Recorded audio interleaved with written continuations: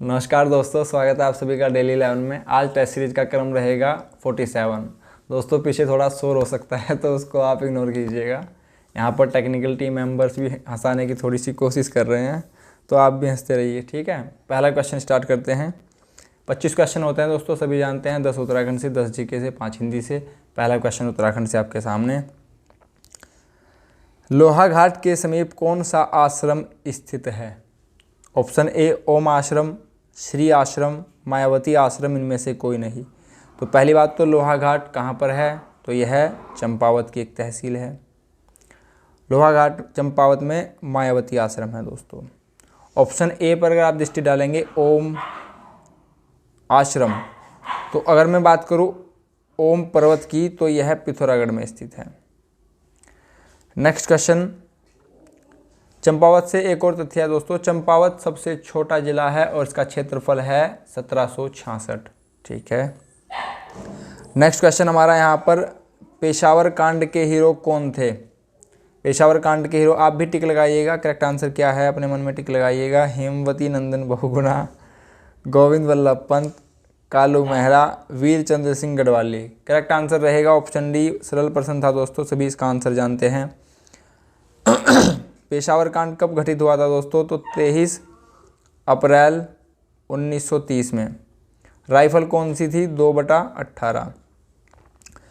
अगर यहाँ पर बात करें ऑप्शन सी की, कालू मेहरा जी प्रथम स्वतंत्रता संग्राम सेनानी थे और यह चंपावत के बिस्सुम गांव से स्थित इनका जन्म हुआ था। अगर जन्म की बात की जाए तो तिथि थी सन था 1831।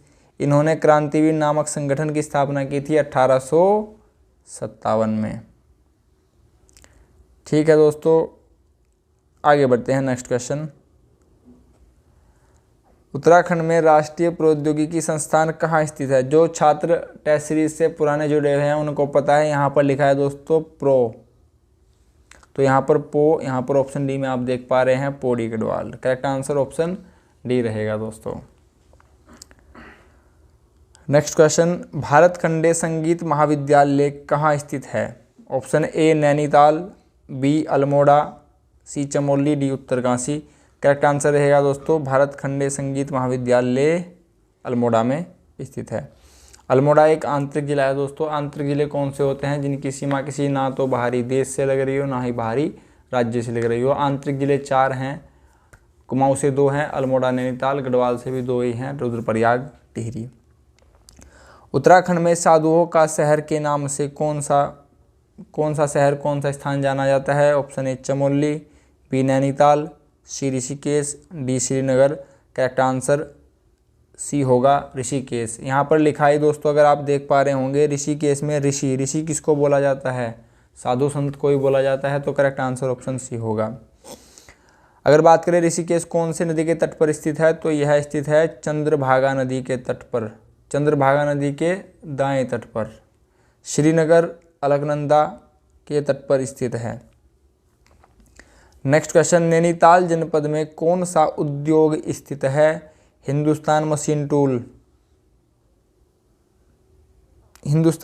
Tool, option A defence electronics application laboratory, opto electronics. तो बताइए दोस्तों करेक्ट आंसर क्या होगा?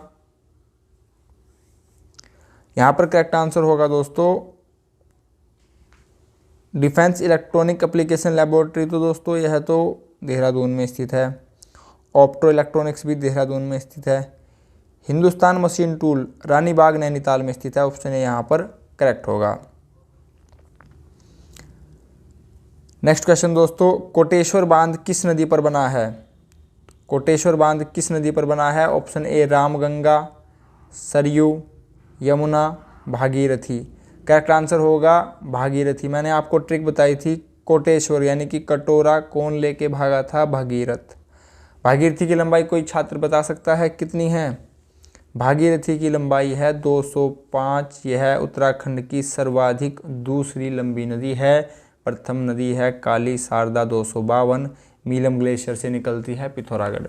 मीलम ग्लेशियर कुमाऊं मंडल का सबसे बड़ा ग्लेशियर है। अगर बात करें गढ़वाल मंडल का गंगोत्री ग्लेशियर, पूरे उत्तराखंड की बात करें तो गंगोत्री ही करेक्ट आंसर होगा।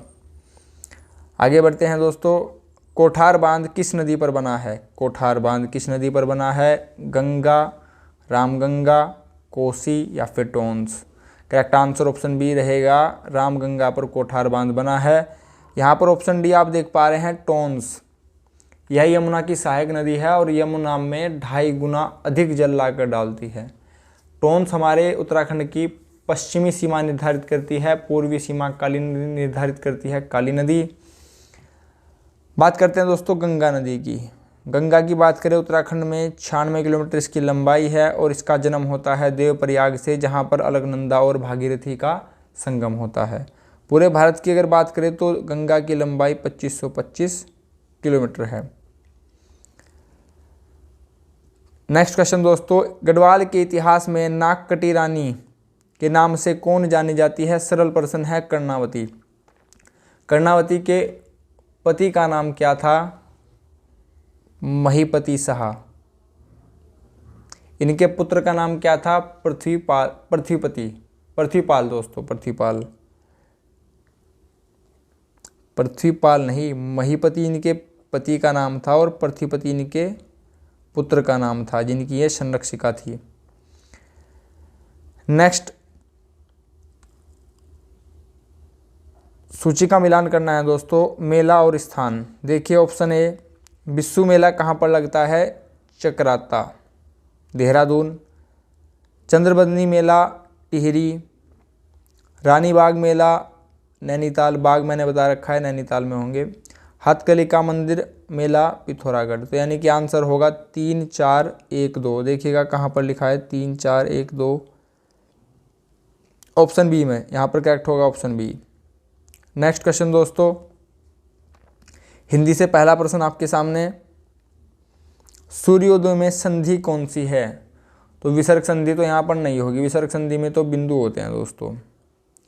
यण संधि का भी कोई यहाँ पर सेंस नहीं बन रहा है, या तो यहाँ पर दीर्घ संधि होगी या गुण संधि होगी। तो यहाँ पर सूर्य प्लस उदय, अ प्लस उ से यहाँ पर ए बन रहा है, यानी कि यहाँ पर कोई तीसरा शब्द बना है, तो करेक्ट आंसर हो जाता है गुण संधि।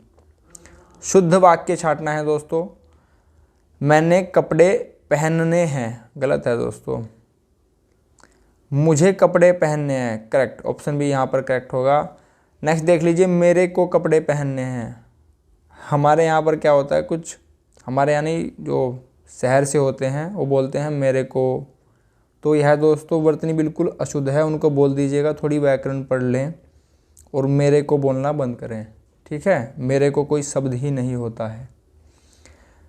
तो करेक्ट आंसर हो जाएगा यहाँ पर मुझे कपड़े पहनने हैं। तो आप में से जो भी मेरे को तेरे को बोलते हो वो थोड़ा सा व्याकरण का ज्ञान अवश्य ले लें। चारा फेंकना मुहावरे का अर्थ है, चारा फेंकना, तो ऑप्शन में पहले देख लीजिए, घास लिखा है काट दीजिए, गठरी लिखा है काट दीजिए। ऑप्शन ए भ्रमित करना या फिर प्रलोभन देना, तो करेक्ट आंसर होगा प्रलोभन देना, लालच देना। ठीक है दोस्तों, नेक्स्ट क्वेश्चन, वे सज्जन पुरुष कौन है में वाक्य में अनावश्यक शब्द एक्स्ट्रा वर्ड क्या लिखा है? सज्जन पुरुष वे हैं। तो दोस्तों सज्जन का अर्थ ही पुरुष होता है, तो यहाँ पर पुरुष अनावश्यक लिखा है, ऑप्शन बी यहाँ पर करेक्ट होगा। आगे बढ़ते हैं, नेक्स्ट क्वेश्चन, राम की शक्ति पूजा के रचनाकार, पुस्तक है दोस्तों, मैंने आपसे बताया था पुस्तक हम रोज एक पुस्तक ले लेंगे, आप उसको ही याद करके चलिएगा, कहीं एक्स्ट्रा ज़्यादा समय मत खराब कीजिएगा। राम की शक्ति पूजा, निराला जी, महादेवी वर्मा, नागार्जुन या फिर केदारनाथ? करेक्ट आंसर होगा निराला जी। नागार्जुन शून्यवाद के प्रतिपादक हैं, याद रखिएगा, नागार्जुन। याद रखने का तरीका सिंपल है दोस्तों, नाग ऐसे गोल होके बैठता है ना, ये क्या है? शून्य, तो शून्यवाद के प्रतिपादक हैं, ठीक है। ठीक है दोस्तों, जीके से हमारा पहला प्रश्न है, यहाँ पर वेद लिखे हैं और विषय लिखे हैं, सुमेलित करना है। ऋग्वेद में क्या है दोस्तों? तो ऋग्वेद में प्रार्थना है। भजन पर मत जाइएगा, यहाँ पर भजन 2 जगह दिया गया है, तो भजन पर मत जाइएगा। ऋग्वेद में प्रार्थना है। सामवेद में सभी जानते हैं संगीत है, सभी क्या इजी से याद हो जाता है। अथर्ववेद में क्या है? आकर्षण मंत्र, जादू टोना, वशीकरण, इस टाइप की चीज़ें हैं। यजुर्वेद में रस्में हैं। तो करेक्ट आंसर हो जाता है यहाँ पर 4 2 1 3। देखिए कहाँ पर है 4 2 1 3, यहाँ पर ऑप्शन ए पर 4 2 1 3 आप देख पा रहे हैं, करेक्ट है। नेक्स्ट देखते हैं दोस्तों, किसने अपना पहला प्रवचन सारनाथ में दिया था? करेक्ट आंसर होगा ऑप्शन ए शंकराचार्य, अशोक, बुद्ध ने दिया था दोस्तों। करेक्ट आंसर होगा भगवान बुद्ध। भगवान बुद्ध का जन्म 583 ईसा पूर्व में हुआ था, मृत्यु इनकी 483 ईसा पूर्व में हुई थी, ईसा पूर्व। तो कुल मिलाकर 80 वर्ष की इनकी आयु थी।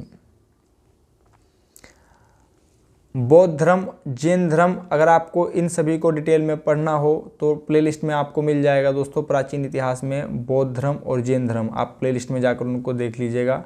समय का अभाव हो तो चीज़ों को फास्ट करके देख लीजिएगा। अष्टगुणीय, क्योंकि टेस्ट सीरीज में दोस्तों चीज़ें हम ज़्यादा एक्सपेंड नहीं कर पाते क्योंकि समय का अभाव रहता है, और अपनी जो हमारा एक डायरेक्शन है कि टेस्ट सीरीज में सभी क्वेश्चन अटेंड करने हैं, तो फिर वो उससे हम विचलित हो सकते हैं। इसलिए अगर आपको डिटेल में चीज़ें चाहिए हों तो प्लेलिस्ट में जाकर आप उनको देख लीजिएगा। अष्टगुणीय पथ की अवधारणा से कौन सा प्रसंग बनता है? तो अष्टगुणीय पथ बौद्ध धर्म से संबंधित है। दीप वसमाये कुछ नहीं है, दिव्य वदन। या तो आंसर होगा महापरिनिर्वाण सूत्र या धर्मचक्र परिवर्तन। महापरिनिर्वाण क्या था? गौतम बुद्ध की मृत्यु से संबंधित है, तो करेक्ट आंसर हो जाएगा धर्मचक्र परिवर्तन सूत्र। आगे बढ़ते हैं दोस्तों, गुप्तों द्वारा जारी किए गए चांदी के सिक्कों को क्या कहा गया है? चांदी के सिक्के जो गुप्तों ने जारी किए थे, रुपका, कारशार्पण, दिनार या पर्ण। करेक्ट आंसर होगा रुपका कहा गया है। क्वेश्चन काफ़ी इंपॉर्टेंट है, क्वेश्चन सभी विगत परीक्षाओं में आ चुके हैं दोस्तों। दिनार कहा गया है स्वर्ण सिक्कों को कहा गया है। बात करते हैं गुप्तों द्वारा कौन सी गुफा का निर्माण किया गया था? तो गुप्त, जिसे कोई नहीं जानता, यानी कि अजंता की गुफाओं का निर्माण किया गया था गुप्त काल में। याद रखना आसान है, गुप्त का अर्थ होता है जिसे कोई ना जानता हो, यानी कि अजंता। तो अजंता की गुफा गुप्त। यहाँ पर एक गुफा और आती है दोस्तों, एलोरा। तो याद रखने का तरीका इसको भी सिंपल है, यहाँ पर लिखा है रा से क्या बनेगा? राष्ट्रकूट। राष्ट्रकूट की राजधानी नहीं, राष्ट्रकूट किससे संबंधित है? दंती दुर्ग। ठीक है।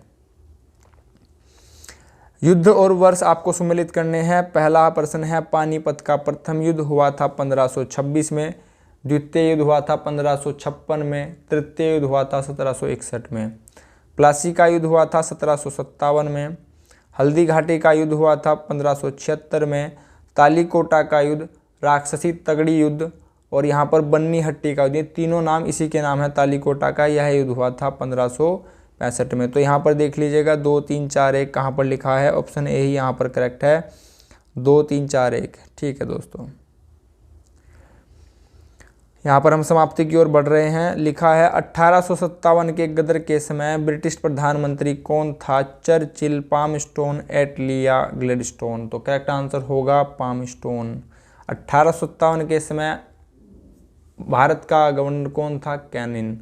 1857 के समय उत्तराखंड में गवर्नर कौन था? Ramsay.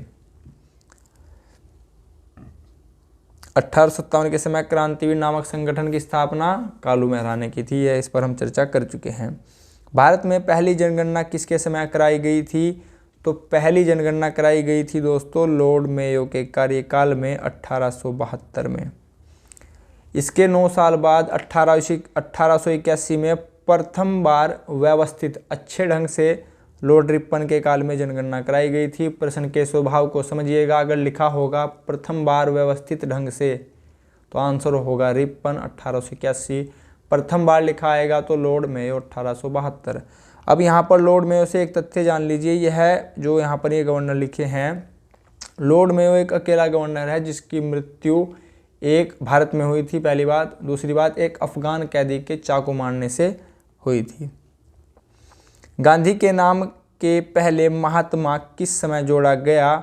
Option A Champaran Satyagraha, Rowlatt Satyagraha, 1919 Amritsar, Khilafat आंदोलन। तो यह जोड़ा गया था 1917 में चंपारण सत्याग्रह के दौरान।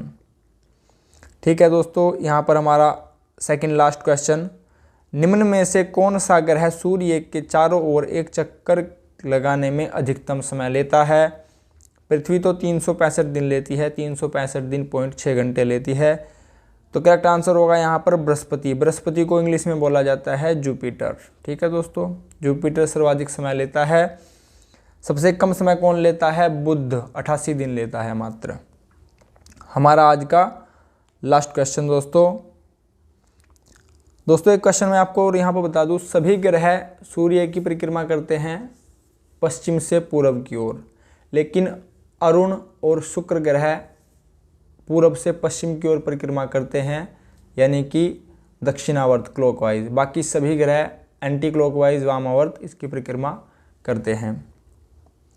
ठीक है, लास्ट क्वेश्चन हमारा, माई एक्सपेरिमेंट विद ट्रूथ, इसका हिंदी में नाम होगा सत्य के साथ मेरे प्रयोग नामक पुस्तक किसके द्वारा लिखी गई है? Jawaharlal Nehru, Lal Bahadur Shastri, doctor Rajendra Prasad. Correct answer होगा महात्मा गांधी के द्वारा। प्रश्न ऐसे भी हो सकता है कि सत्य के साथ मेरे प्रयोग या फिर माई एक्सपेरिमेंट विद ट्रूथ, आप यहाँ पर देख पा रहे हैं। जवाहरलाल नेहरू के द्वारा पुस्तक लिखी गई है भारत एक खोज। ठीक है दोस्तों, यह था हमारा टेस्ट सीरीज का क्रम 47वां। टेस्ट सीरीज आपको कैसी लगी कमेंट बॉक्स में अवश्य बताइएगा दोस्तों। अगर आपको चीज़ें पसंद आई हो तो चैनल को शेयर कीजिएगा, लाइक कीजिएगा, कमेंट कीजिएगा, बेल आइकन पर क्लिक कीजिएगा, जिससे आप सबसे पहले वीडियो प्राप्त कर सकें। ठीक है दोस्तों, आपने अपना बहुमूल्य समय दिया, इसके लिए आप सभी का बहुत बहुत धन्यवाद। नमस्कार दोस्तों।